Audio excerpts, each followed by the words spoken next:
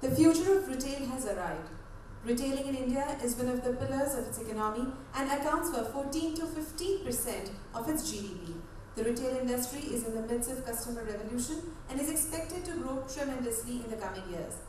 With our next panel discussion, let's get into the insights of future of retailing with our respected panelists.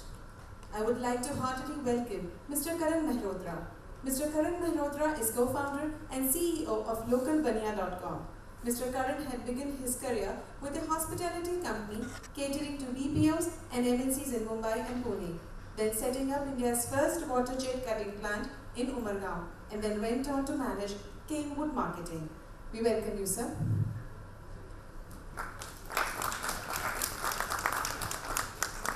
Our next panelist is Dr. Mini Mathur. Dr. Mathur has been with MICA for about 12 years. She has worked in the industry in business development and marketing for over 3 years and is attached with academics for 14 years, especially in the domain of retail management. She has published, conducted industry programs and postgraduate programs. She pioneered a unique pedagogy, Retail Yatra, a field study in the retail program. We welcome you, ma'am. I would further proceed by welcoming Mr. Harish Singla. Mr. Harish is director and co-founder of REIT Indo. He builds connections between brands, labels, and e-commerce marketplaces with its professional end-to-end services. It assists clients from product selection, advisory, model photo shoot and catalog, order management and warehousing to payment reconciliation. He has rendered services to HDFC and ICICI Bank also. We welcome you, sir.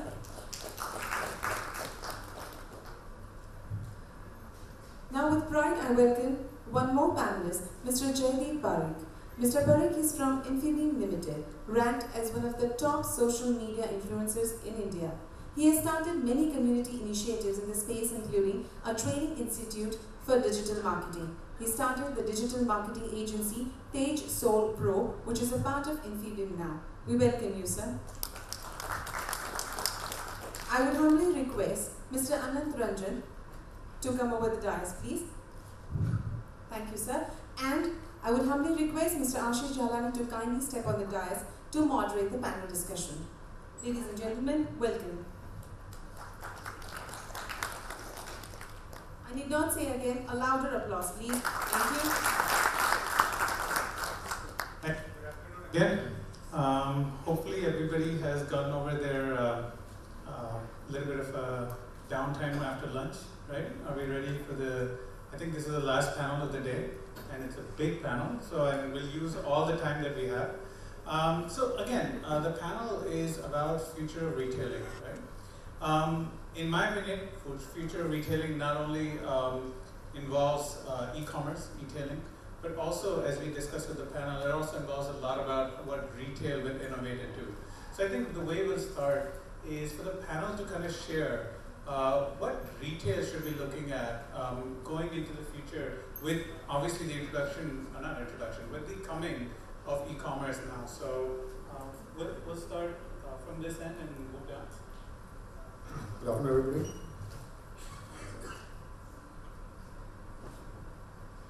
Retailing and e-tailing. E-tailing is part of the retailing, as you have the e-tail part in the retail. During my morning session, I had been deliberating on this, that e-tail is a vast opportunity which has to be reckoned with.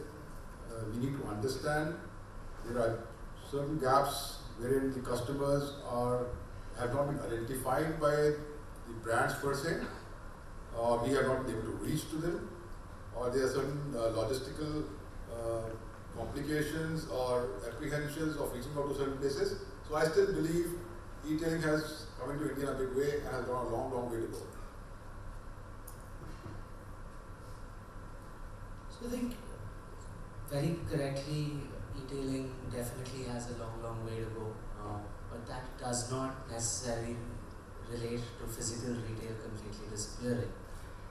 Over the last 10 to 12 years, you've seen some of the larger industrial houses from within the country and global players as well entering the physical retail space in India.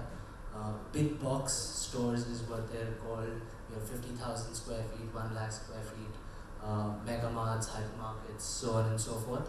And I don't envisage any of these actually disappearing. The challenge for physical retail, though, will continue to remain how physical retail reinvents itself.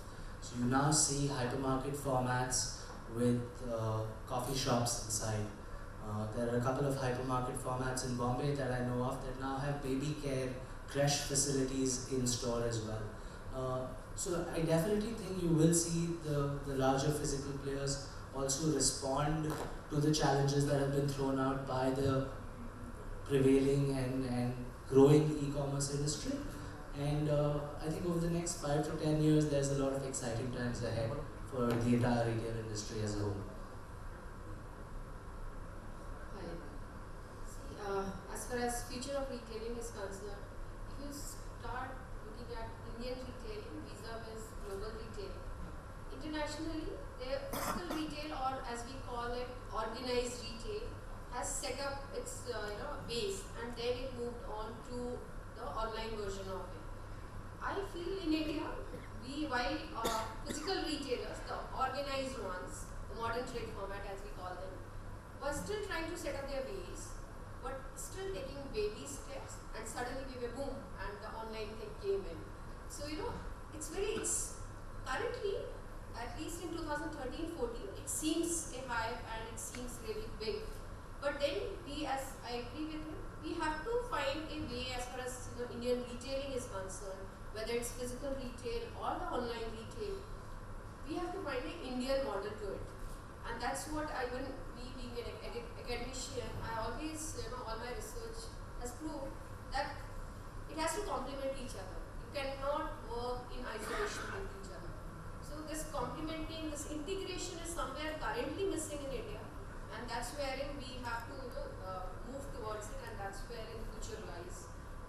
We can look at any of those developed countries, and that is what has happened, and that is probably we should also be looking at as far as Indian organized retailing is concerned.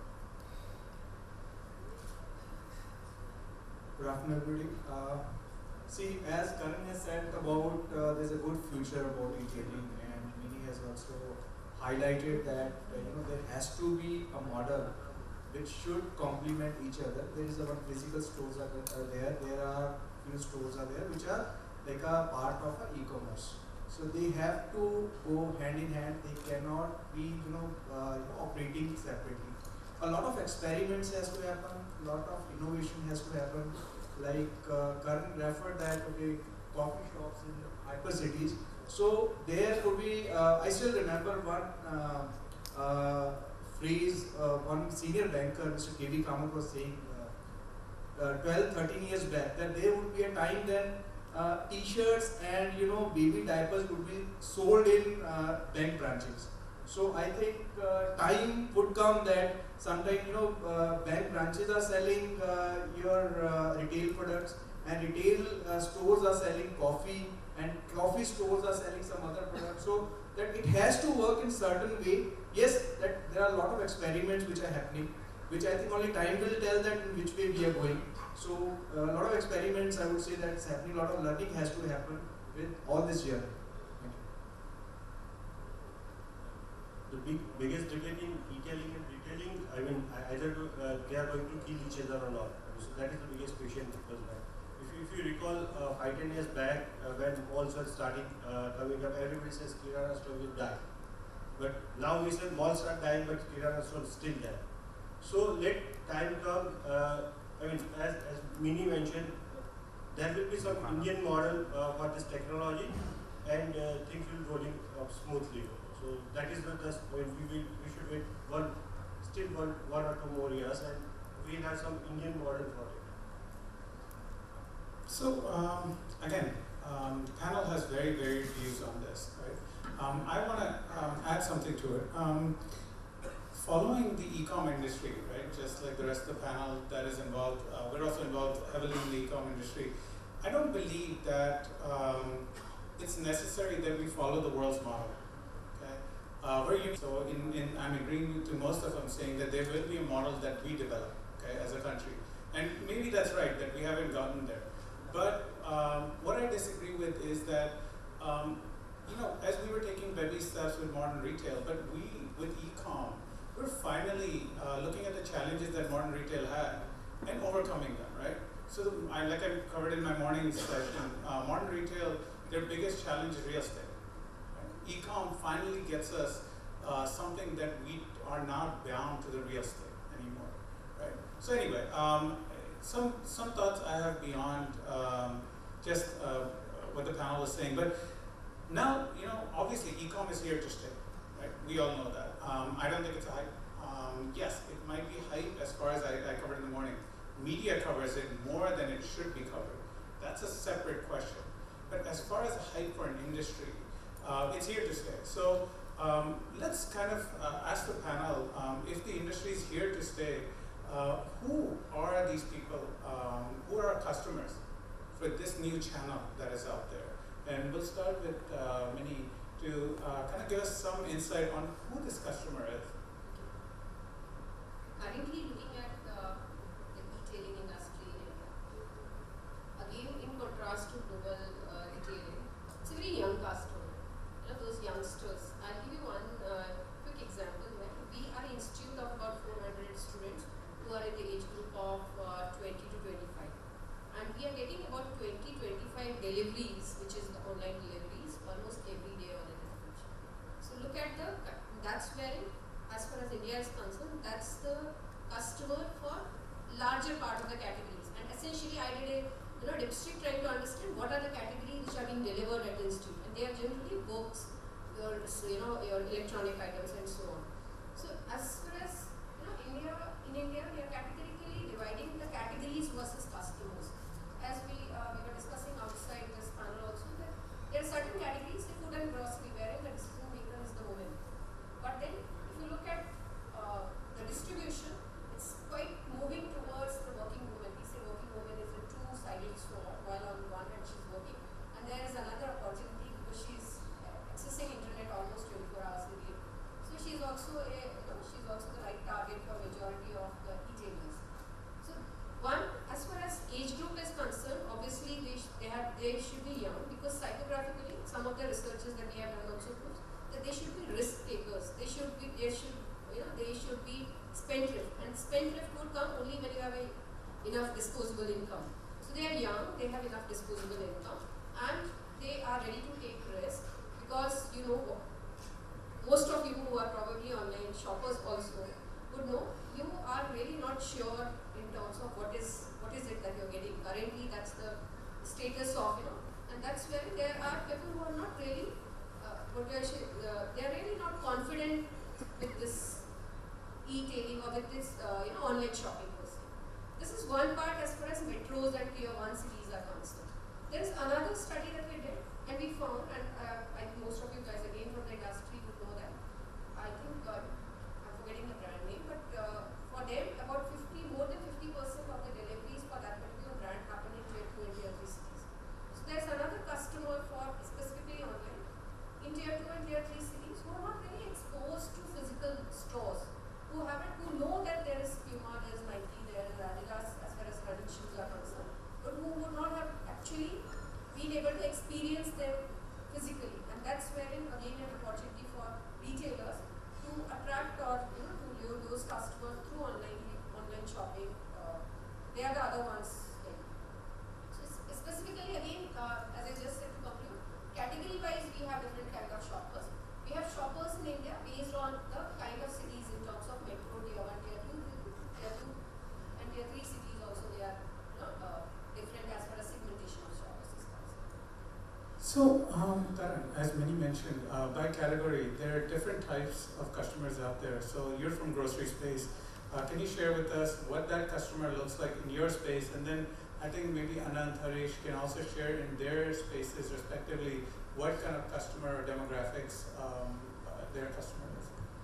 So well, I completely agree with Minnie that today's Indian online customer is a young, net savvy, trend-setting customer. It's also got a lot to do with where internet penetration stands in this country today, and I think it's at a paltry 11 or 12%. We're expecting by 2020 that 50% of the people in this country will have access to an internet connection. You will see demographics change rapidly. For Local Banya today, and it's one of the reasons why we got into this business, the customer is predominantly female. In the last 7 to 8 years, Indian e-commerce has been a male-dominated bastion. Grocery is one of those few categories that has the potential to get the female shopper online. And as any businessman in this room can tell you, any business loves female shoppers for very obvious reasons. Beyond that, in terms of demography, I actually want to break this down to a little psychological level where, again, over the last 6 to 7 years, the industry has been based on price being deemed as value. So today for the Indian consumers, it's not just because it's the e-commerce industry, it's actually all of retail over the last 30 years has focused on price to drive value. The Indian consumer today is known to be a price conscious consumer. We're urbanizing. You have rapid growth across all sectors, all cities, tier 1s, tier 2s, tier 3s. As we continue to urbanize, I think the one fundamental change that's going to occur in retail is that value will no longer be defined by price. Value will be defined by convenience, value will be defined by time, and that's one significant advantage that e-commerce possibly holds over any other form of retail. Thanks. Anand? I 100% agree. Now comparing the offline and the online retail, there's a total shift in the way the consumer behavior has changed. Well, over the past so many years, what we used to understand was the kid or the child was the catalyst of creating a sales. So in a family, it was always a child whose products were purchased first. Based on that, the second was a lady, and the third one, the last guy was a male. And that used to happen at the end of the month. And poor guy, if he doesn't get time, so he gets over to the next month. And the entire cycle was repeating again and again. Which has, what the panelists are saying is now converting because of a certain thing called technology, a certain thing called facilitation. If my child is 15 years old, 16 years old, and he has this facility that he can buy online some product, and he need not pay there and then. Somebody will come down to the house, there's a facility of cash and delivery, and he can somehow convince his mother or father, so that purchase has already been effected. So all these shifts are what we are trying to find out is the consumer behavior paradigm which is happening right now in the ecosystem. E-tailing is a modern way of retailing. All the brands, mono-brand retails, they will have to live up to this thing that yes, this is already in vogue, and somehow they have to reinvent themselves. And what I heard was that there are a lot of companies who are vying for the price war. A lot of consolidation. Deepak Tulsian in his address was saying a lot of consolidation is going to happen. Once this consolidation happens, the price war has to stop. And I think the government of India is also coming into a big way in trying to, I don't know whether it is going to be policing or it's going to be putting in some certain systems, because price cannot be the only barometer of a product. Rightly said, value of the product is how fast I can get it. Value for money is, do I get the product today or do I get it after 2 days' time? If I can get the product today, I would go to X total and buy it out, or I can go down to X offline store to buy it out. That is what in my morning I said was omni-channel. So let the consumer decide. You will have to blur the image between an offline and an online customer. All brands, all people who want to sell their products will have to see one customer, and that is maybe an offline or an online customer, and give a choice to him to be either online or offline. Let's grow in tandem so that there is no cannibalization of one e-tailing or retailing into each other. That's it. Harish, your views on the customer? See, when we are talking about customer, it actually starts from very first thing that when we talk about the retail model itself. When we talk about the model, one side we have a customer. We have tools to reach to the customer, which may be the channels, and there is a manufacturer or the producer of the product, and other things like a loyalty program, CRM programs, advertisement, media. Everything is concentrating on customer. If we little go back, that we will see that how it used to happen, like 100 years back or 200 years back. There used to be like a small markets when the customer used to come in the small place. Everybody is keeping the products and selling, and then slowly it started evolving that you have started getting products from faraway places. Some distributor retailers were there, and then you start having bigger distributors, bigger retail stores, and organized stores were there. What I would say is that customer is the same ultimately, and customer if categorized in a different buckets, that may be due to the literacy level of the customer, that may be due to the wallet size of the customer, that may be due to the demographics of the customer, and that may be the ethnicity of the customer also, because it all depends that how he or she behaves in a certain direction when you are coming with a retail revolution in the country. If we compare our country with any other country where literacy rate is quite low, can we expect the same kind of a e-tailing kind of a business? Maybe no. So it also, and at what level the customer is exposed to the media or the product is, that also tells about that how it's going to be the future. The very first thing and the main thing also, which everybody talks about with our country, is that we have got the good, nice population, English-speaking population. And literacy rate is also quite nice as far as if you compare to the other smaller or developing countries. And our economy is also quite open to the new ideas, new thoughts. In that way, if we talk about the customer behavior is changing, it's dynamic, it's changing very, very fast. So if we talk about the loyalties, if we talk about the taste, if we talk about the literacies, if we talk about the demographics, now one customer working in Bangalore, the next year the person is working in Ahmedabad. The same next year is working in maybe Mumbai. So the customer is also shifting places. So you cannot be saying that this place is giving me more business. It's quite dynamic in that sense that the customer has got a lot of categories in itself, which decides that actually how, in which way it will go. Definitely it will go well, because if we see the revolution and if we see our past as well, it's going very far.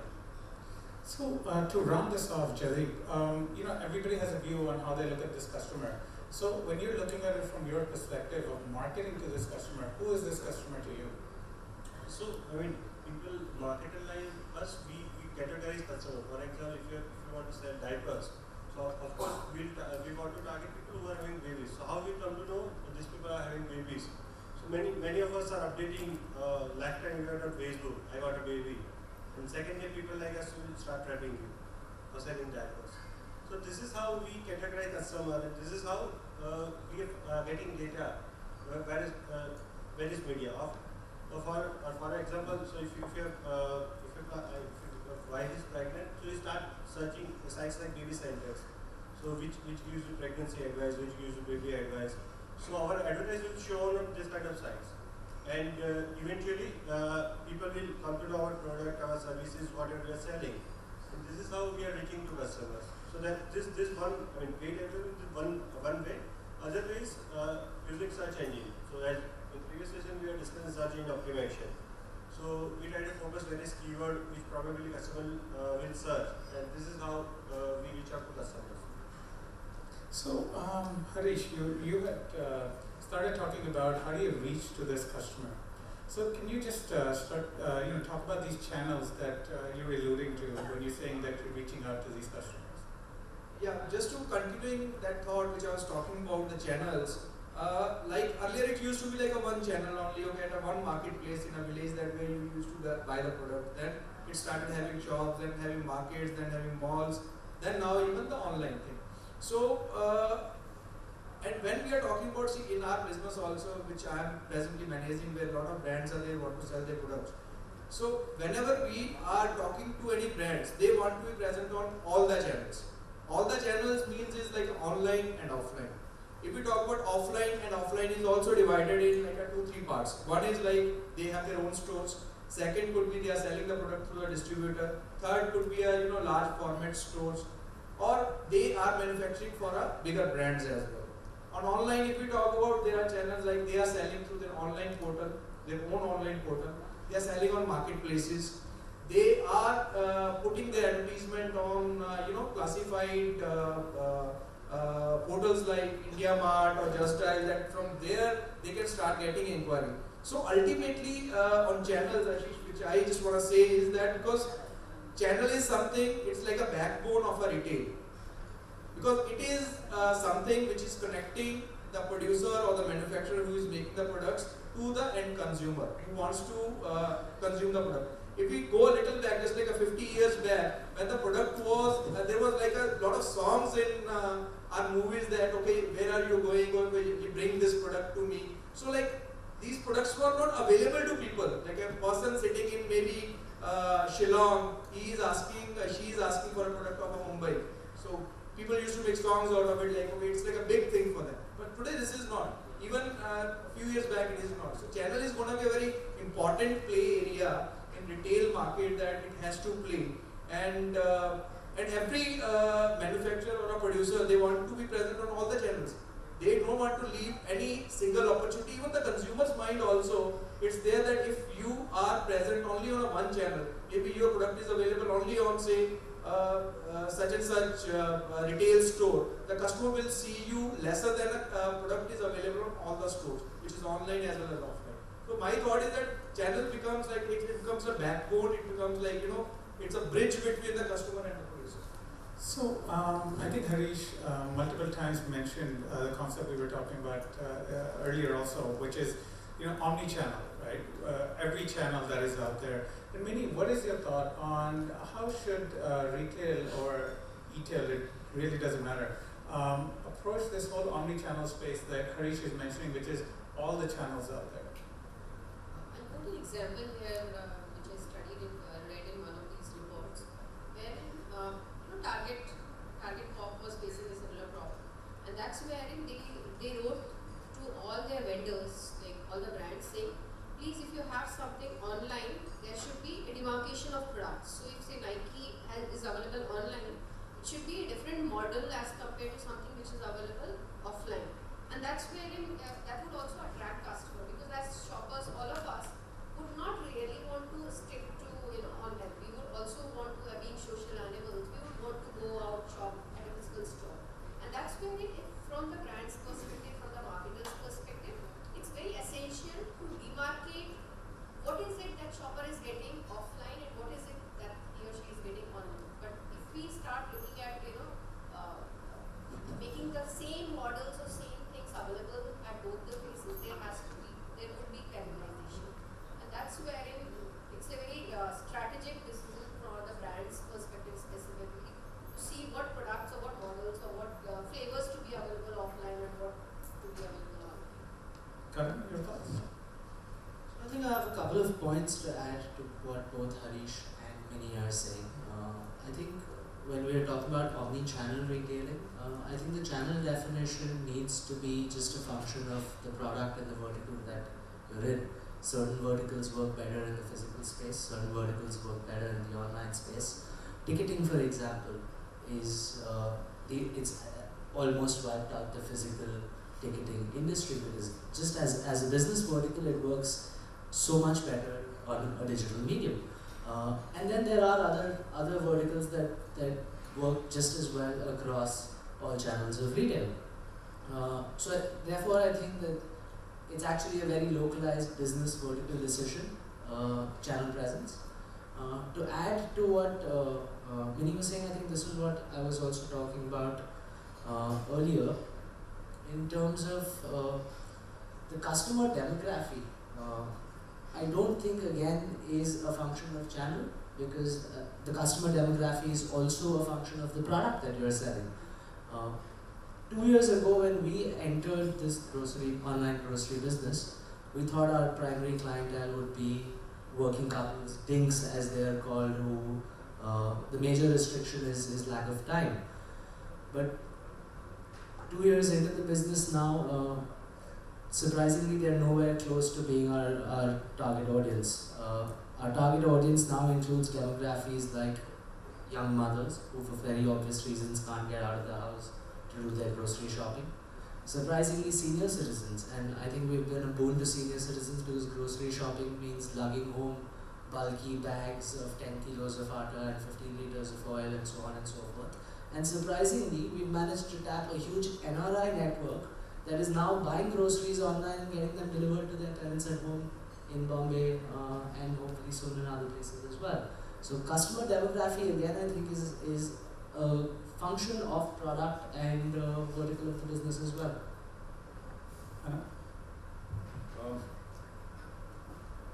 I would say without advocating for either the physical retail or the online retail, what I would like to share is two things. One is a couple of years back, there was a company which thought of creating an opportunity to sell.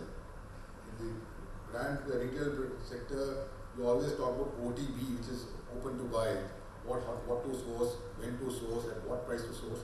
So this company was creating growth engines. Every physical retail has to create growth engines. So they came up with an idea. They were selling a product and they did a backward integration. They said, why don't we go a little further down? So they walked into a place which is called MHOW, which is in Madhya Pradesh, and it stands for Military Headquarters of War. And they came out with a first store of theirs, where they were buying from the farmers, produce directly, taking out the middlemen, and at a much better price for their own benefit. Plus, the moment the farmer was getting the money in hand, they were offering in Pithora a number of products. This company is called ITC, and the project is called E-Chopal Sagar. And it has been a great success. If you go down to remote places, you have 20,000 square feet of space, well lit, and the farmer is happy, the company is happy. This is what is happening in the offline sector. So the offline physical retail is gearing up to understand, yes, the way they were growing was not an organic sale. The last 2-3 years, everybody, I have seen brands which were just 8 crores are doing 80 crores.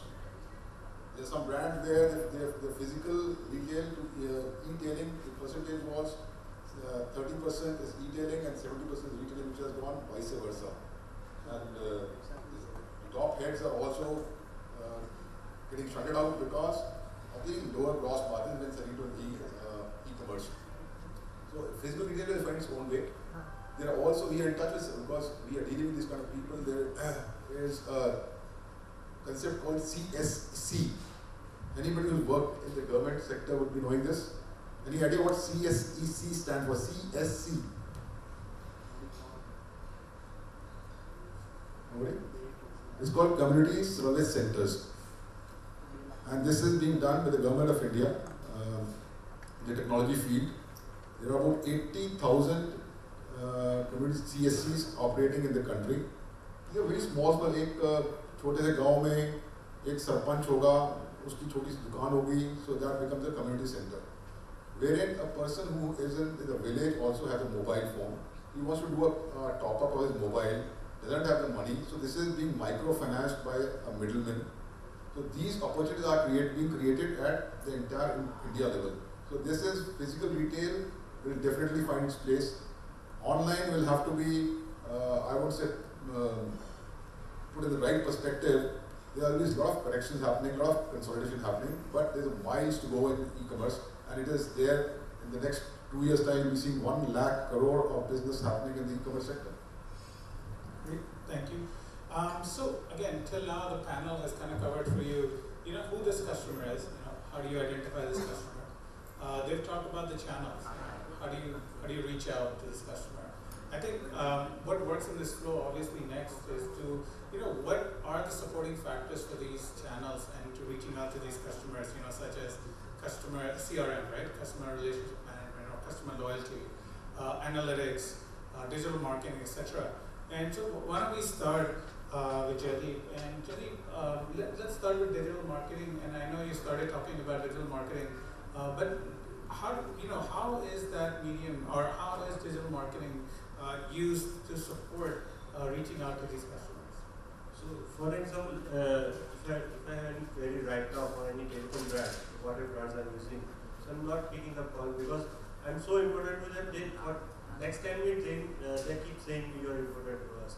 So, but I prefer to tweet them but within 5 minutes, 10 minutes or half an hour, they call me back and they try to solve my problem. So this is how scenario changes. Before 2-3 years back, we need to call the customer care number and we need to wait 5 minutes, 10 minutes for whatever time. But now, I mean, at middle of night, I just tweet it, your service is bad, or I'm facing this problem, or I've activated this services for telecom, for DTH, and for various other things. And they just reply me back. So this is, I mean, so people like us who are very digitally active, life is easier for us. We need not to pick up call even. For a matter, I fill my gas cylinder online, e-Bharat Gas. So this is, life is getting easier and easier using digital as a platform or internet as a medium. Harish, how do you look at CRM and analytics supporting this whole thing? To talk about analytics, there was a very funny example is there, which is actually given in all management institutes when they are doing their MBAs. That one day the father receives diapers packet and it's a complimentary, and then he discovers that his daughter is pregnant because the company through analytics company make out that because the house would be needing diapers very soon, so they were promoting it. So analytics is such a strong tool that where with the data, like Jaideep was also talking about that they are going to crashes, or even they are following customers on Facebook that if there is a good news anywhere, so they are targeting those customers and so that the products can be sent. So what I would like to relate to this story is that analytics is a very, very strong tool, and one is analytics, that how you can target your customer. Then there's a digital marketing, how you can reach to those customers. Then there is a customer relationship management, how you can retain those customers. So these three things which we are talking about is that these are very, very important tools. As soon as the competition increases, slowly when you're starting, you are the only player in the market. You are producing the product, you are giving the product to the customer. Customer is happy with the product. Once you have started growing, the other person also comes to know that this guy is making good money. Why can't I also start producing the same stuff? Then it becomes like a price war, which is happening today in e-commerce industry. That okay, one product is being offered by one website at this price, another is offering at a lesser price, so you are buying from there. The next phase is going to be that which website is offering better services, better return services, better customer retaining tools they are using, even digital marketing. Whenever the new product comes, how soon they are reaching to you. So all these things matter a lot when we are talking about a retailing as a which we are slowly moving towards e-tailing from retailing. So retailing or e-tailing, it's ultimately the customer where we have to reach with the help of this whole model, and these support tools work a big way. Minnie, you like to add something to that? So when Jaideep said, technology is the core or the critical success factors as far as retailing is concerned. We all agree.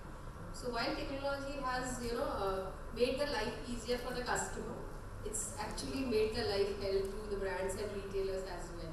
If you can, every day, or most of us would have been seeing that. I ate my pizza and I see a ant or cockroach, and there is a pic and there is a feedback given, and it gets shared within minutes before the office also opens up and kind of takes a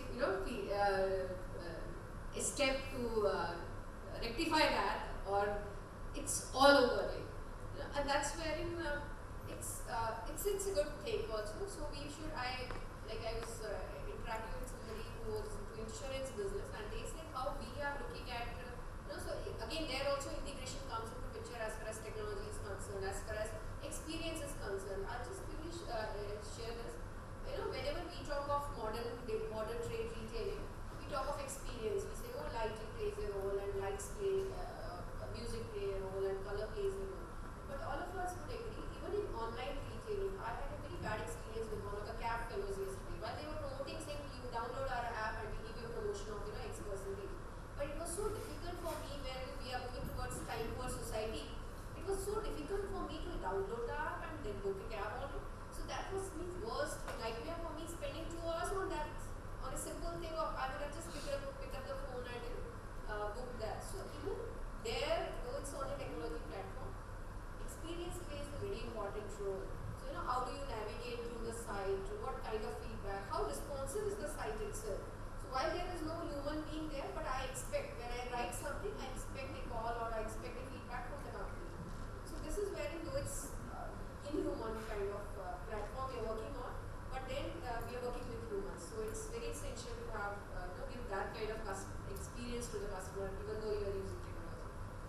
So there's three basic things that I think the panelists will now cover, and I want to just summarize that and then we'll move to Karan. One is the amount of data that's being collected today. Okay, Harish referred to it. Today, either be it retail or e-tail, the data is what's driving all the analytics, right? You can only analyze once you collect it. So, but the amount of data being collected, like Harish said, before the family even knows, analytics knows, right? So one thing that it's very powerful today, right? So we have to remember that when we talk about future, this is it, right? The amount of power that now we have in our hands with data and analytics. Second thing that Minnie mentioned was the speed, right? The technology. It's so fast in the sense that things are changing fast, as well as, like she said, she shared something and before anybody could react to it, it was already posted across whatever number of platforms out there. So the speed, not just as far as technical speed, but just the speed of things happening today, right? It's just completely different. And today's consumer, though, I believe actually expects that. Right? I don't think today's consumer, at least the urban consumer, does not expect, the same way. They do expect that speed. And then the last, I think, and very important thing, and I think we'll get back to it a little later, is to talk about the user experience, right? Because I think most places in India, nobody talks about user experience. Everybody talks about it as a marketing first, right? Everything. Second is funding. Right? Can I get my business funded? Right? Third is technology, logistics, and user experience is about 29th in the number, right? But I think that's a very good point, and we'll come back to it. So in fact, user experience is exactly what I was going to talk about, and you just stole it away from me. But I think so that's where technology plays its primary role. It's on cultivating that experience. So whether it be big data analytics, whether it be CRM and management, and I'll come back to the concept of relationship management as well. But the ultimate goal for every retailer is to build a customized, unique experience tailor-made for each individual customer, right? That's the holy grail for everyone, whether it be a Flipkart or whether it be a Big Bazaar. Whereas a Big Bazaar might try to lay out its physical aisles in a particular format to please a certain TA, Flipkart does the same thing with its online racks. Coming back to the concept of relationship management, and I think relationship management is therefore this end goal of providing that experience. There's a little analogy that I want to draw here to the banking industry. About 15 years ago, the concept of relationship management was not there in the banking industry. It didn't exist in this country at least. Today, everybody makes a choice of the bank, of the preferred bank that they wish to work with, based on the relationship management services that a bank provides. This also feeds straight back into my earlier point, where consumer value will not continue to be defined by time, but by services. When I say time, I meant price. But by services, by value of convenience and value of time. And that entire experience for the user needs to be absolutely seamless, and that's where technology plays its primary pivotal role. All these years I've been hearing one statement time and again was, too much of analysis leads to paralysis. And the entire thing has changed onto when it comes to online. They want to get down to the last root where the genesis of the consumer behavior started from. And this is what exactly right, because what Harish also said is that suppose there's a customer, I was talking to a couple of my friends outside the kiosk, is I would not like, as a customer relationship manager or a person who's analyzing the data at the back end, why would I go down to and pump in ads, or he's buying a shirt of 10,000 rupees only, he's a customer who's a premium customer. I would not want to pump him with any ad which is of 200 rupees. I am dissatisfying the customer. And like all the panelists also agree that with the social media being so active and it is becomes so viral, it is good as well as bad. If you do something wrong, it goes places very fast. And good news also goes through. And social media, the search engine optimization, the knowledge of what your customer needs and give him that, what he requires, prompt him only for those, otherwise either he goes in for D&Ds kind of things. So you have to understand your customer very well, and customer relationship management is, I think, pivotal number one. And user experience is, I fully agree, is left in the back end, which is going to be a key factor because user interface is all websites, web portals talk about. I want to use user interface like this. I want this theme, I want that theme. Nobody talks about user experience. So this is what we are trying to build up in new websites so that the customer relationship management and the understanding of the way he had been migrating into the website is what the user is thinking about. One point that Karan made, and I think multiple people made over the day, and I want to reiterate that again, and I try to do this with any points I think you should take back with you, is, he mentioned that today's customer, and I know multiple people today have mentioned, in India are very used to they're price sensitive, right?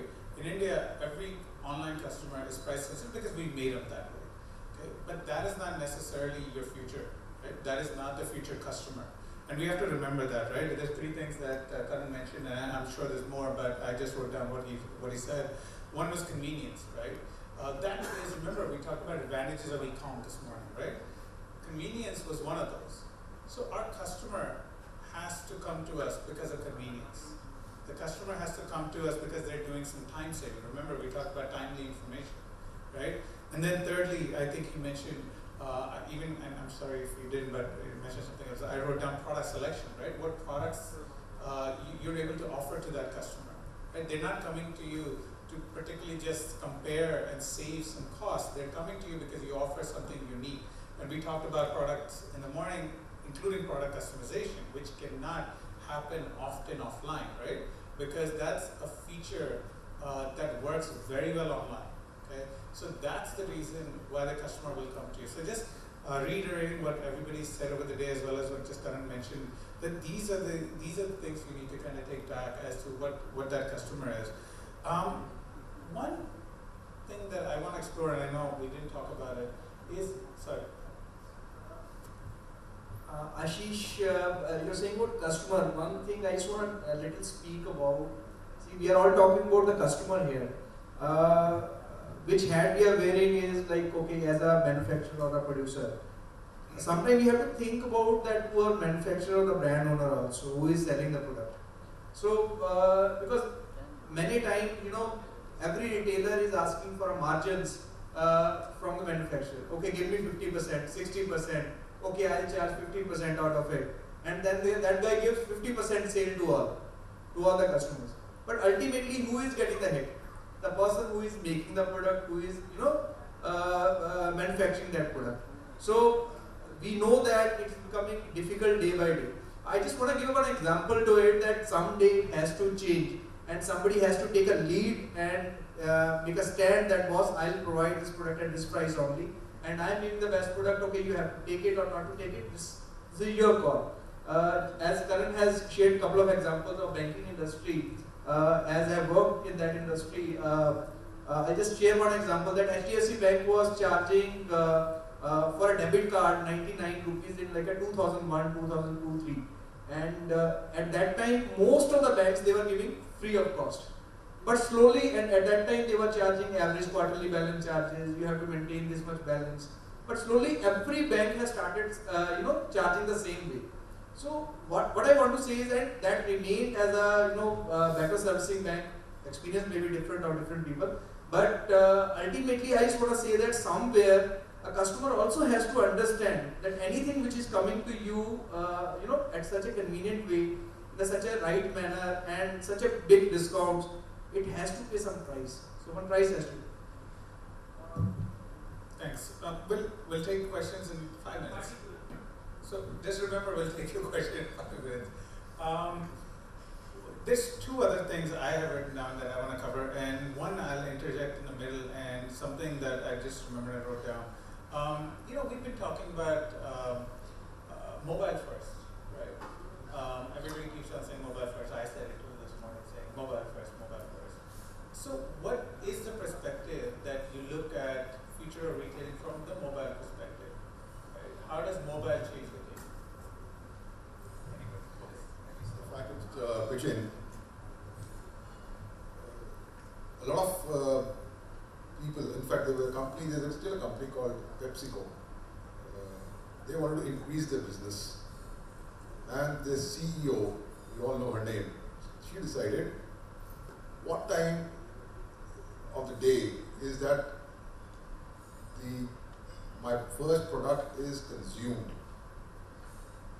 So they said, oh, the people go into the college or people go into the offices, nobody gets up and takes Pepsi in his mouth early in the morning. So she said, I am losing out on that space. So they wanted to start the day with something which the consumer can take, which is made by PepsiCo. So they brought in those cereals or cornflakes, so that the moment you get up, you can have a PepsiCo product. That is the way people can increase their businesses. And like I also said in the morning, that 67% people get up in the morning with their mobile phones. So whether you have internet today or not, tomorrow the internet is going to be there in the remotest part of the country also. But what is going to be the game changer is going to be the mobiles. Everybody will be getting into mobiles, and anybody who can have a mobile app, Minnie will not agree with me because she got frustrated with this 2 hours of jostling. But yes, that is an opportunity that people will have to, if somebody is not good in the technology, they'll fall out, yes. But I personally believe that anybody, any organization which is working on the mobile application process is going to be a leader in the years to come, or months to come, I would say. I agree with almost everything there. Mobility first, and I prefer saying mobility first rather than mobile first, because I don't like to restrict the definition of it to a mobile phone. We are now in an era where Google has glassware, you've got wristware, there are so many forms of digital communication. And again here, the ultimate goal is to be mobile in the sense of not a phone, but in the sense of to be carryable on a person's body. So I just don't like restricting it to a mobile phone. Any form of digital communication that can stay with a person on their self through the day, and I think that is the future of retail. There's a concept which is actually a challenge to a lot of retailers internationally, but maybe that has started coming into India also, which is called showroom view. So I go to Chroma. Because of 3G connectivity, which I would have probably already done. I flip through all those Flipkart, Amazon, and say, oh, I needed this camera, which is this retailer is giving me at this retailer is giving me. So can you ask Chroma, can you give me at that? So mobile phone, while it's another channel, another platform for brands and retailers to sell their products, but it's also posing a major challenge, and this is working, as I just said, not many cases have been heard of. I did a lipstick study and said there are people who have started at least where they can bargain. They say we get a better deal even from a physical store, because I can show them, when I can get this camera at Flipkart at this, why can't you give it? So that's also becoming, and this concept is all of us do at some point or other. See, for example, I don't know what Viva size do I fit in for this particular style. So if I get some time, I go to Viva store, I try that style because that's available at the store as well as at some of the online retailers, and then I go home and conveniently get the same style at least 30 to 40% off on its. So this is called showrooming, wherein a physical retailer acts as a showroom only for some of the online retailers, and this is wherein mobile with increasing penetration of smartphones.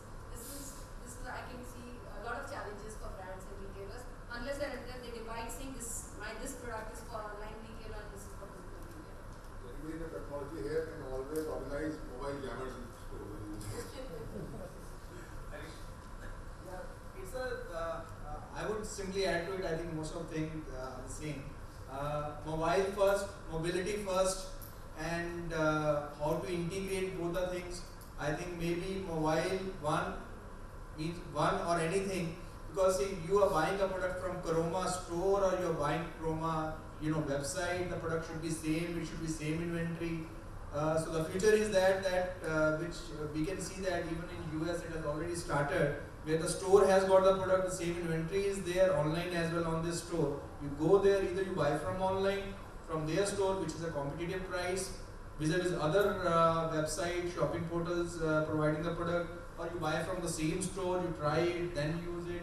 So this is somewhere the strategy has to work. When we started, we were talking about that how this will, complement each other, or how it will help each other to grow as a retail industry or as a e-tail industry. But ultimately, it's the e-tail plus retail. It's a one industry ultimately, which has to go get merged with each other, and it should grow.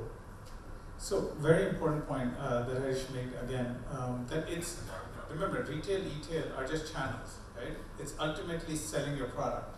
So, in the US, showrooming is a big problem, and in the West, and where I've worked more closely.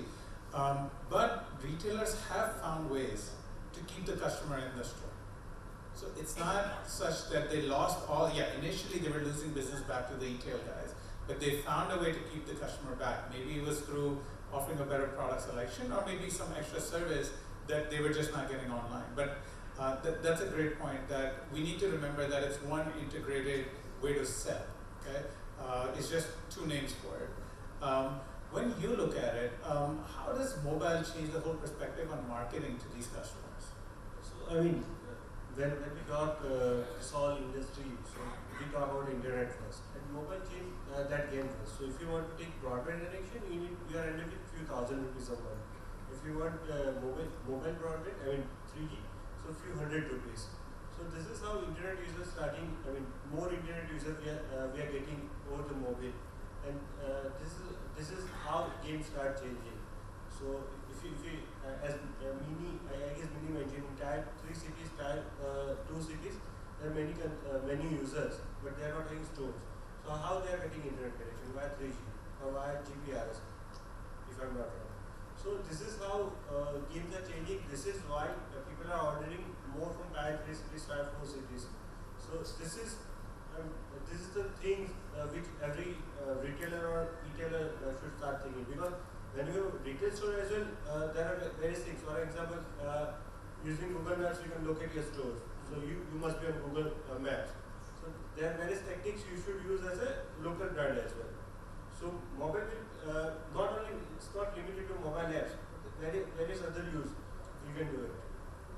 One point I just want to add here is regarding mobile, because if you see the demographics of a country, illiteracy and financial inclusion is a big thing still used to happen, like a Jan Dhan Yojana, even started by our Prime Minister. So it has to happen in a big way, and it will still take like a good number of years to reach to that place. So mobile plays a very important role there, because before having an account, you have a mobile in your hand. So if you have a mobile in hand, so if the telecommunication company is providing you a money wallet, in your mobile itself, then you have the capacity to buy anything with the help of mobile, which is available maybe online, offline, or anywhere you can transfer the money. So it means that it is giving you power. The mobile is giving you power to buy online, buy from anywhere, buy from any retail store. So that will also, I think, one point which I just want to add. I think I agree with you. Sorry for interrupting. But this e-wallet concept is what is going to be in vogue, and this e-wallet concept is what is happening at the CSC, which I mentioned earlier. If something is already been given by the government of India and the mobile phone is there, and they create an e-wallet for me. So direct connectivity minus the pilfering happening is what every government would like to do, and this is what is going to happen. So I agree with you 100%. And even when anybody is buying with the help of credit card, or with the help of net banking, with the help of debit card, it becomes a little difficult. Today everybody may have mobile, but how many times we are checking our email on desktop? So there's a large difference between that, the two things.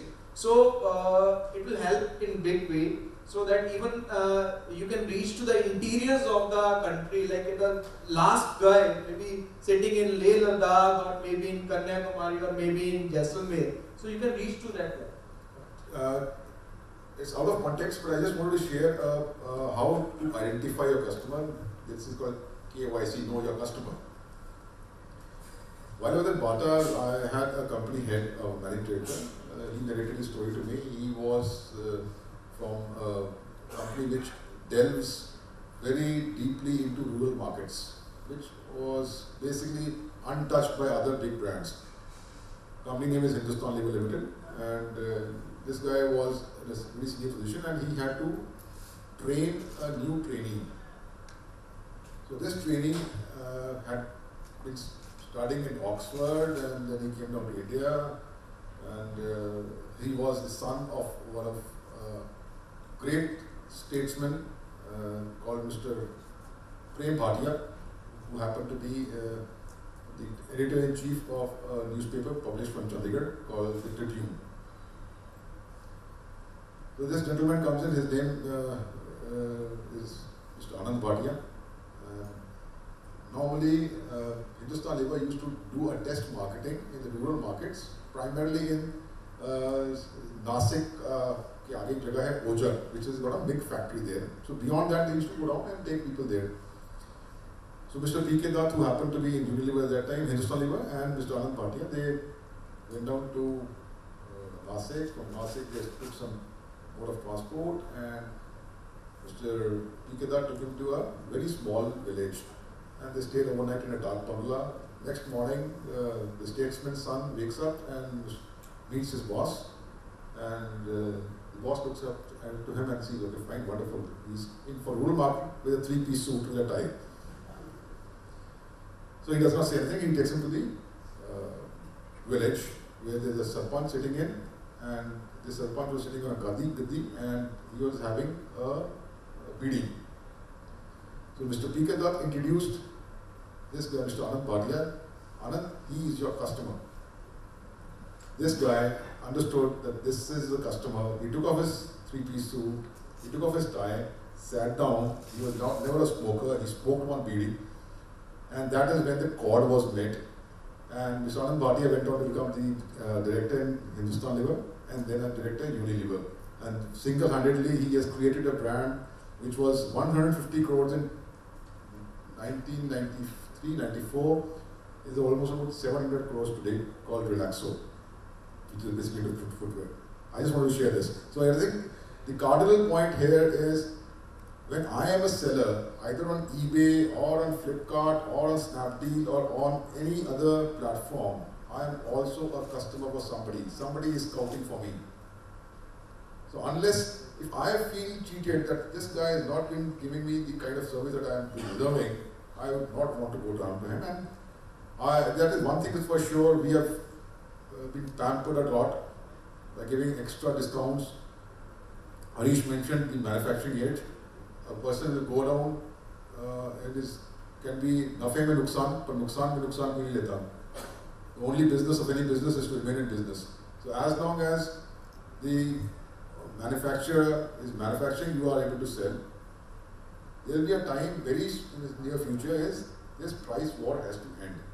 There will be some rule-based certain things happening, and we wish all the very best for both e-tail and the retail sector. So on that note, want to take a little pause and again ask how many people have questions, so that way I can time things accordingly. We have what, 4 or 5 people? 6, 7. We have time. Okay. So is it okay if we start taking questions? Because otherwise we won't get through the questions. So can we please get the mics? Just take a few from me.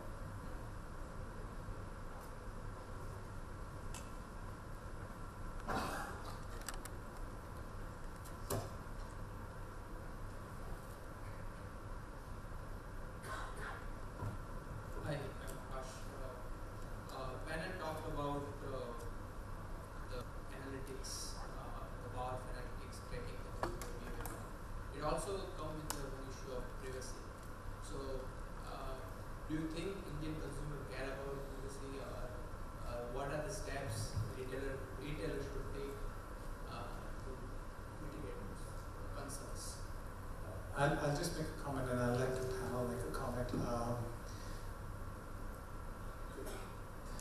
What privacy is my question. Today, whatever you carry on a mobile, regardless of if you've chosen to share or not, there's a lot being shared. okay? Google knows at all points that you're in this room, by the way, right? So what privacy are you talking about? So for me, the question is very different. We ourselves have already accepted that as consumers. Being aware of it or not being aware of it may be separate, but we've already accepted it. Because to me, the day we took on a smartphone in our hands, it was all gone. I mean, truthfully, tell me how many apps that you have on your phone that track everything about you. He mentioned, Harish gave a story about the girl being pregnant. He mentioned in marketing, how analytics is used to target. Truthfully, since we all moved to mobility or mobile, it's even gotten worse. So everybody can disagree if they wish, but my thought is, first, which privacy are you referring to? Yeah, yes, I would like to add to Ashish is that we are not living in a big village, we are living in a big house where everybody knows what everybody knows. Yeah. So it's just a matter of the vehicle which you should know. With the help of that, you can get that data. Like if you want to know data about me or anybody of us, that you should know that where we are. There was one famous study also, if anybody is there from management background, that every fourth person, there are only two people in between. There's a famous study that there are only two people in between. If you want to know somebody, say Tom Cruise, you want to know, it will definitely be the fourth person, but you have to find those two people in between. So ultimately, we are so connected to each other. So, what kind of privacy we are talking about? And truthfully, as part of one of the things I do is train also. So as part of training, I tell everybody, look at the positive side. Look at how much data you have to target people, right? I understand privacy and all, but look at what you are able to do. And he mentioned, look at the targeting you would have of a customer. Because I don't know if you've ever used Facebook ads or any of those. Look at the level of targeting you could do, and we show our students, right? It talks about people that have just gotten in a relationship. I mean, come on, what else do you want? There's more privacy beyond that, right? So you have to look at both perspectives. When I say when people share Facebook, So there's just one thing I want to add to all of this, right? I do agree that there is very little privacy left. But at the same time, I don't think there is any intention from any legitimate brand out there to misuse any information. Big data analytics is actually big data analytics. Nobody looks at that information on an individual person level at all. And just to put it into perspective, if we at Local Banya wanted perspective into the sex lives of our users, I'm sorry if I'm being a little obscene, but we do sell condoms. We could, but we don't. We may use that information to target and market other relevant products to them, but that's again not done at an individual user's level. It's done for an audience en masse, again, it comes back to how trustworthy the brand is or how trustworthy the app on your phone is, how well known. Obviously, the well-known brands are able to build more and more trust over time, therefore you're more comfortable. Nobody hesitates on giving Google permission to do whatever Google says. I don't think anyone even reads half the statements that come up on that permission list. And so that's just about it. There is very little privacy, but there is far lesser intent on misusing that information. So adding to current, whenever we sign up any site and we check the privacy document, but it is something like right, and of course we are going to say yes to her, and we are going to say yes to that privacy document. So they mentioned not many things, and as far as privacy concerned, many big brands take care. For example, if you have Facebook fan page, try to check out your number of fans. You can see, I guess, more than 100 or odd names, not 100 or 200 odd names. But your Facebook fan might have few thousand fans in that.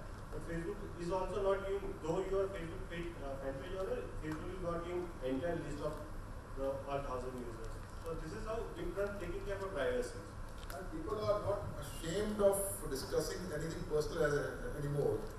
There's an online company, Ashish would agree with me, was in the news recently. He said in the Post yesterday, portal called that'spersonal.com by Samir Soraya.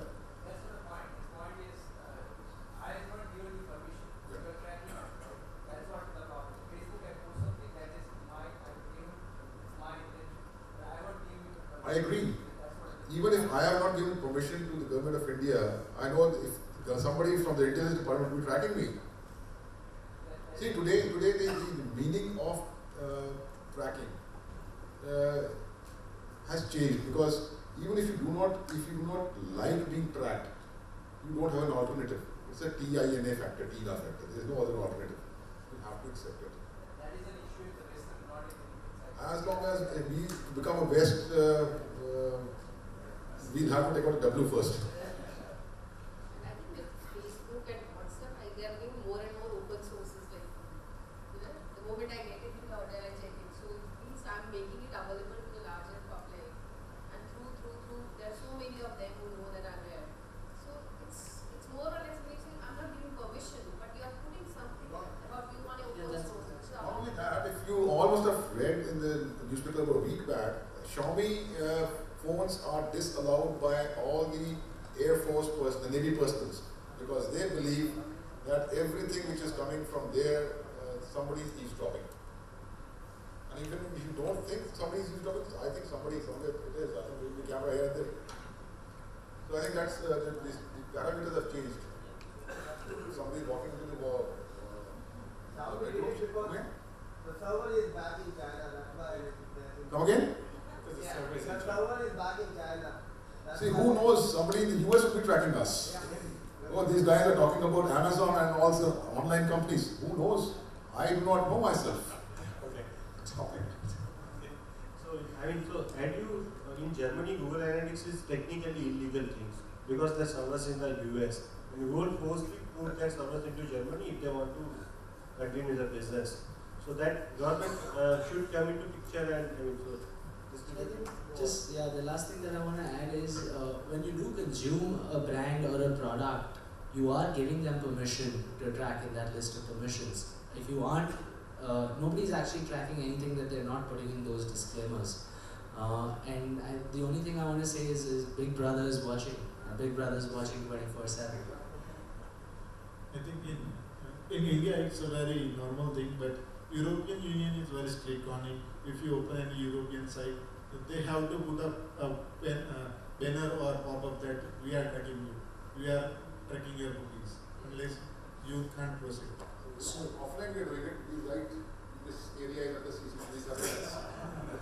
No, in fact, if you read an article just yesterday in the newspapers, the EU, the lawmakers there have actually taken it up with Google, because even though google.co.uk, you can go in and use the forget me, right?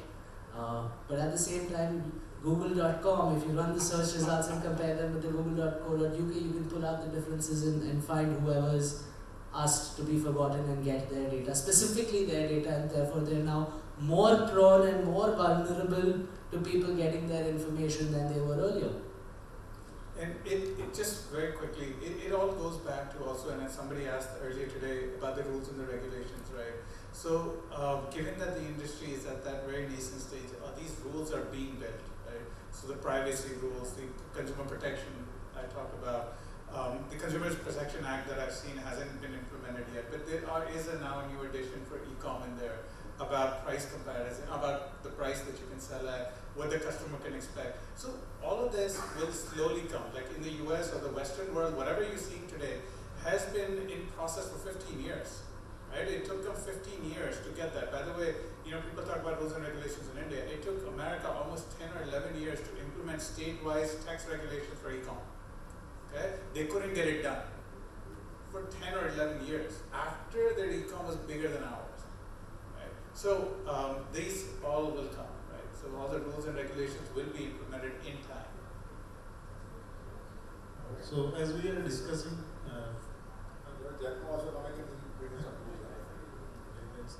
another question is, as we are discussing future of retailing, as we see a lot of things in news in ways like drone deliveries and augmented realities and all. So what new technologies we can expect in India in retail? Didn't you hear Amazon's going to try the drone in India first? That was the latest news from Amazon. Local Button is already working on an augmented reality version of our mobile app as well. So you can expect all of it. In fact, most of the tech that you see in America has been built by Indians, and we're well aware of that, right? Yeah, still in like controversy, drone deliveries and security issues are there. So and I think that's what Ashish was mentioning earlier, that government and policy and rules and regulations. So today, in Bombay, there was a pizza restaurant that started delivering using drone deliveries. And they were forced to shut down because it was a no-fly zone. It was Malabar Hill, and flying over the governor's house is a security risk. So that it will take time, rules and regulations will come. There is a lot of intent, obviously, on the business side to exploit technology as much as possible. With the excitement around the space, Ashish's second point for businesses, which is funding, a lot of it has been flowing into the Indian e-commerce space, gives companies like us more resource, more bandwidth to be able to create technology that you can consume. I have a question from a retailer point of view. So for a retailer who is entering the e-commerce for the first time, what are the steps that he has to take? Because we want to talk about the future for him as a general retailer.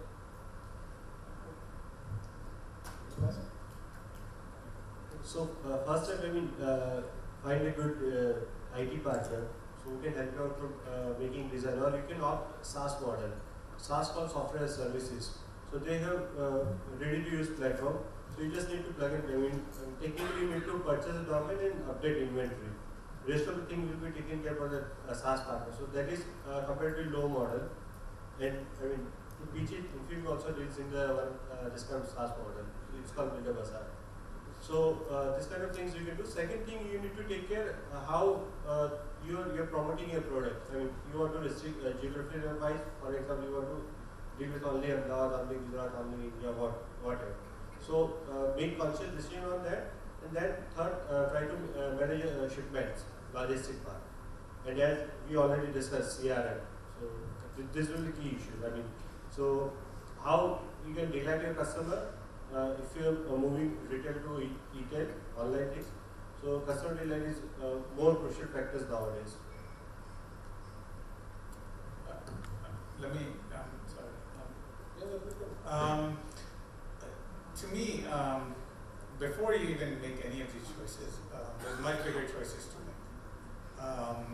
Your bigger choices is, one, is there a real need for your product online or your service, right?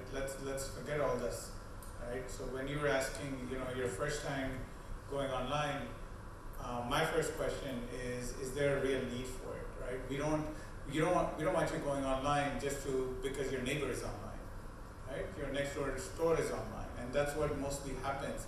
And that's why you hear a lot of stories about people failing online, because there is no real need. They're just online. Okay? So for me, I think the bigger question before anything else for you is that your product or your service have a need online.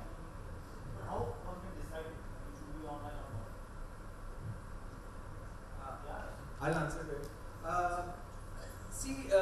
When you are manufacturing a product, so the retail model which we have understood is that this is one manufacturer and there is one channel, there is one customer, and there is a support or there to reach to that customer.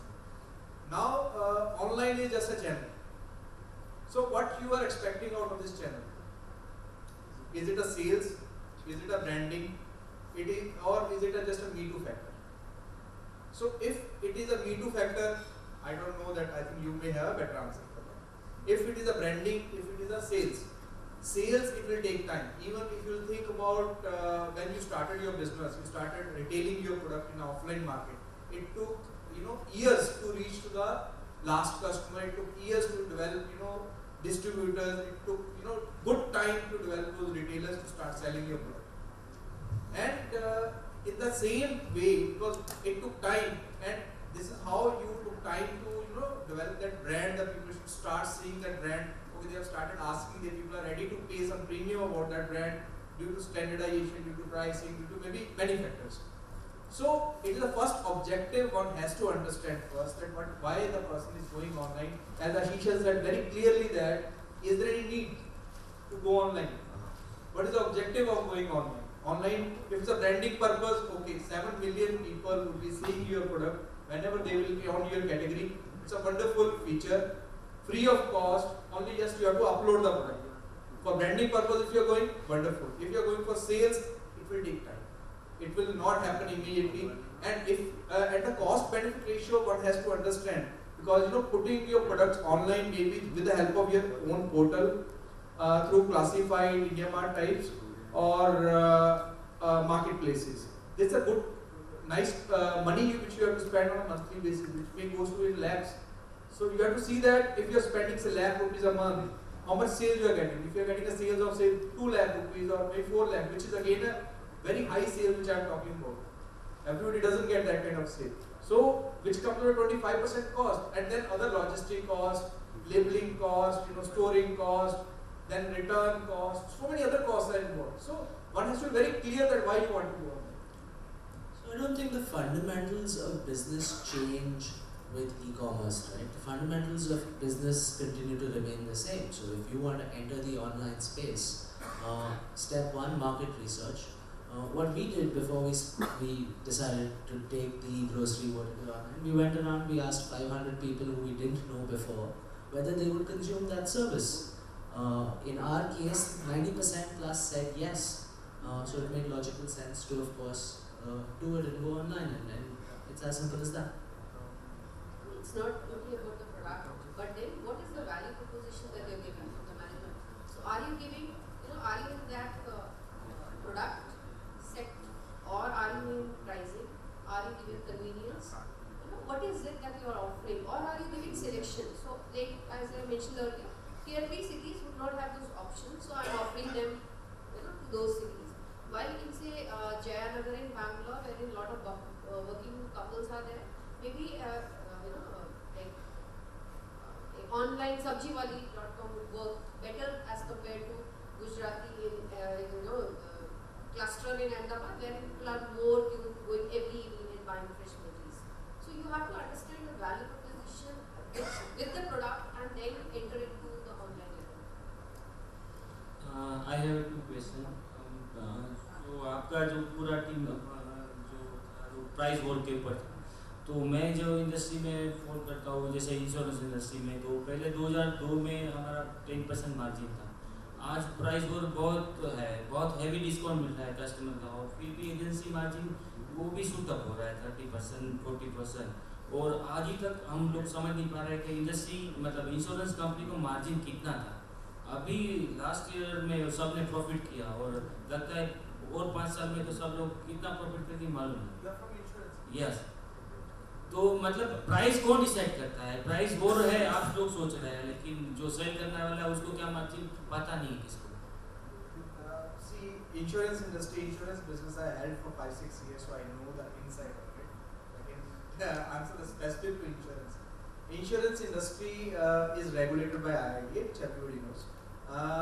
They have certain structures that on like a traditional products or on a non-traditional products, they gave a capping that you can charge beyond this, and in that commissions also. I'm in general industry. General insurance. I'm in general. Even in general insurance, that's also regulated by IRDA. So they cap on certain like a charges, the kind of reimbursements you can claim from the insurance company. All these things are regulated stuff. This is not something, and if you're talking about that how insurance companies are making profit or like how they are not passing on, what exactly is your question? Is that you are saying that commissions are falling down? As per IRDA rule, we have a 10% margin, but they have a many module for like a BDA module, like a franchising module, so they are giving more money for that. Now they are giving 40-50% margin after getting high discount to customer offer. See, in general insurance, it's a very simple method. When the 100 people are insuring some stuff and one claim is coming, and that claim is getting distributed on the premium received from each one of them. So that I think that concept you know it very well. So that how much company is efficient on all these things.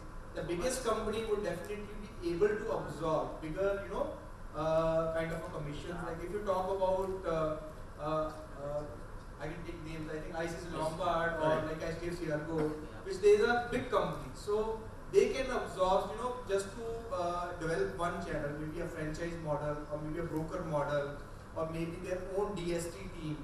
Just to develop that, they might start giving a higher margins there, but slowly they will come down to the same level because as an individual agent, you have a lesser say on that. But I think ये scenario पूरा change है. Scenario 2002 में और 2014 में margin भी heavy है, discount भी heavy है. Sir, I think everybody is here for e-tailing. We can discuss it offline. नहीं सर, वही बता रहा हूँ कि ये मार्जिन कोई सेल प्राइस कम प्राइस में बेच रहा है, उसका मार्जिन कितना है, वो हाउ ये बोल रहा है वॉर खत्म होना चाहिए. वॉर वो मार्जिन का जो वॉर खत्म होना चाहिए, लेकिन आपको पता ही नहीं है मार्जिन किसके पास क्या है. In e-tailing, when we are talking about that how much margin should be, it is more specific to the category. So if we talk about some product which is not a standardized product, margin can be anything 0 to 99%. तो price war होने दो, जिसको खत्म है करने दो, लेकिन customer को फायदा होने दो. That's fine if मतलब जो जिसको पसंद है वो बेचेगा, otherwise you are absolutely correct. Ultimately, it's a marketplace. See, marketplace is named as a marketplace that anybody can come and sell the product at any price, and anybody can buy the product as per his choice. So ultimately, it's a market which is deciding. But what we were saying, like I was saying specifically, but I will not say that all of us were saying. What I was saying is that someday it has to get somewhere standardized. Because if this will not get standardized, the pie will not increase. Today, pie is very small as an e-tailing industry is. It's not in comparison to retail industry, offline industry. It's very small. So if it has to grow big, it has to have some parameters, some standardization, some rules and regulation, some stuff that if anything you're buying from that site or from that brand, that you have to buy, you can, eyes closed, you can buy that product. If anything is bought from, say, local Baniya, whatever the price you are getting from local Baniya, it will be in comparison 1%, 2% here and there from the DMart. So you know this thing very clearly. So you will, eyes closed, you will buy that product. If you will have a bigger difference, then you will, start having doubts. So these doubts has to go away. So I understand, but जैसे ये margin का मैं बात कर रहा हूँ, तो company ने क्या किया? कंपनी ने जैसे इंश्योरेंस में ये लोगों ने टूल्स अपनाया कॉस्ट कटिंग का, ऐसे ही टूल्स कई कंपनी आपके मतलब इस मॉडल में भी यूज़ करी. जैसे सर्वेयर इन हाउस किया, वो बोला कि ऑनलाइन मतलब कि जो एजेंसी मॉड्यूल है उसको डाटा ऑपरेटिंग कर दिया, तो ऐसे एक टूल्स उसने ऑपरेट किया. तो I'll give you one example. Bombay में I know somebody who is a distributor for phones. He sells phones to Flipkart. He is a supplier. Flipkart may then discount it because Flipkart can afford to do it and sell it to consumers at cheaper prices. This guy has gone and bought all the phones he has sold to Flipkart back from Flipkart at cheaper prices and sold them back to Flipkart again. And he has done that twice. And he's done that in quantities of 500 and 1000 phones at a time. So it will definitely stop. It will continue until the market can grow. As long as there is growth, there is scale, people are ready to commit money. It's a simple concept of supply and demand. As long as there is continuous growth in demand, supply and both in terms of discounts, also in terms of funds, and also in terms of products, will continue to generate itself, whether it's a Flipkart, whether it's a Snapdeal, whether it's a local banner.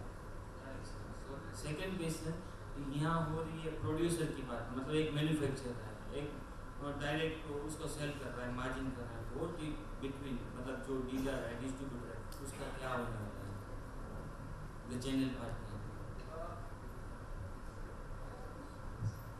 When we are talking about channels, this is a thick bridge in between today. It's a thick bridge between consumer, who's end consumer, and the producer who is producing the products. But slowly, once customer will become aware about the products, that when there will be more sellers, there will be competition, there will be some rules and regulation. Okay, you cannot charge from that much price. This bridge will start becoming thinner but longer. I'm saying is that pie will increase where the margins of these distributors will increase. But as far as per product margin will definitely increase. So in a way, Flipkart or any website or whichever is the intermediary or anybody who is helping or supporting to put the products online, their margins are very high these days. That goes as maybe anything like a 1/3 of the MRP of the product. So that has to come down tomorrow. Once everything will get consolidated, once everything will get regulated, standardized, and people will become more aware, that might start coming as a charges, upfront charges. That okay, this is a convenience charge they are charging, but it cannot be the hidden cost. But tomorrow, this time will only tell that how this industry will grow. Hi, this is Parth. We have all seen that Snapdeal and Flipkart, etc. have made it big in the Indian market. And then we have these niche players like Pepperfry, Fat Furnish. Now we have Local Banya, and we also have one Green Cart which sells fruits and vegetables online, fresh fruits, even imported fruits. So if you count these niche players, these niche marketplaces, you can count them on your fingertips. It might be around 10, I don't know, 10 or maybe 15. So now given this scenario, and since the e-commerce market is growing so rapidly in India, which other niche marketplaces do you see coming up in India, or where we see basically retail to e-tail transformation? I'll just take a shot at it. And one of the biggest, and I think you correctly identified, is the home, right? The home category, which is the furnishings, furniture, etc., which is right now probably the hottest online category. If you look at it, Urban Ladder or Fat Furnish or others, from what we researched, they're probably one of the fastest, in that niche at least, one of the fastest that are growing. As far as what will come online, I think that's a very general question, with the general answer being that almost every category will be online. Which will grow, again, will depend on who can execute what well. So why is home and furnishings growing today? Is because they finally resolved the logistics challenge that furniture had, right? Otherwise, it would have never grown. So as soon as a category comes online and they can resolve the challenges associated with it, now grocery, for instance, their challenge is that they're delivering fresh food, right? So as soon as they resolve all the challenges around delivery of fresh food to you, either refrigerated or whatever, that industry will start growing, right? At a decent pace. So it applies to me, it applies to any category that is today offline, as long as they can figure out what the challenge online will be and resolve that. So it's that general to me. Another category is picking up with jewelry. With CaratLane, Bluestone, and Jewels Card. I never thought during my mother's time that rather than Sunar to Tanishq, which is like the modern trade, and now Tanishq online. So for my generation, everybody in the family, how can you buy a earring online? But then there is a category which I'm comfortable saying Tanishq is my trust is there in the brand, and I can then move whether it's online or offline. It's okay. They are giving me a card, they are giving me a guarantee, whatever it is. So that's a category which is actually specifically again with what you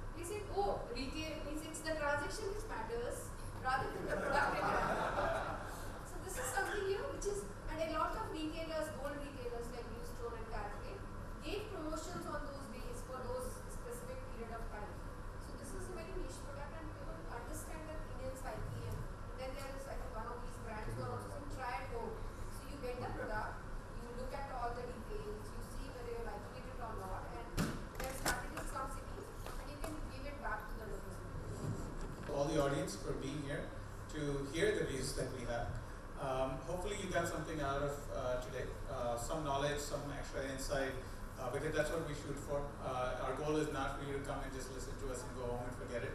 And that's why I was trying to summarize some points in the middle of things, because I want you to take something back definitely from the conference itself. And we'll end the day by me just saying that, look, this is just our first time in Ahmedabad as far as the retailing conference is concerned. If you're looking for a lot larger knowledge-based speakers, we have our flagship event in Mumbai, Feb 24th, 25th, and 26th. It's a 3-day event. 300 plus speakers, 35, 40 of them are international speakers out of the US, UK, Latin America, and Asia. And rest are all our top Indian retail and e-com companies. So it might be good if you're looking to be in the space, gain more knowledge, come to Mumbai, not too far from you guys. So Feb 24th, 25th, and 26th. And hopefully we'll see you there, or else we'll see you here again next year sometime. All right, thank you.